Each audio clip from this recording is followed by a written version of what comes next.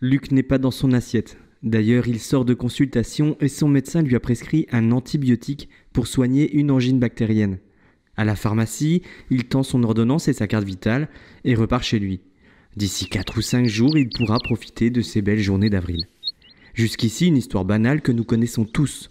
Mais quand on regarde de plus près, encore plus près, oui, ici, Luc n'a rien payé pour son traitement. Et pourtant, il a bel et bien un prix, cet antibiotique. Recherche, essais précliniques, essais cliniques. Sa conception aura nécessité 10 ans de travail. Ensuite, il faudra entre 1 et 3 ans pour obtenir une autorisation de mise sur le marché.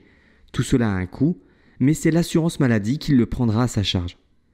Alors pour une boîte de paracétamol ou un antibiotique, tout se passe bien.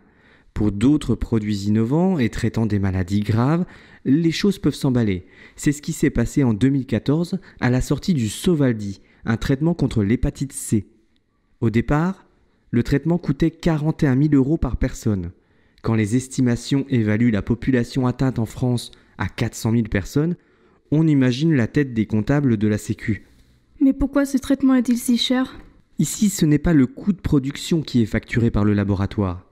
Si le prix est si élevé, c'est que Gilead, le laboratoire créateur du Sovaldi, cherche à faire un maximum de profit tant qu'il est le seul à proposer le traitement.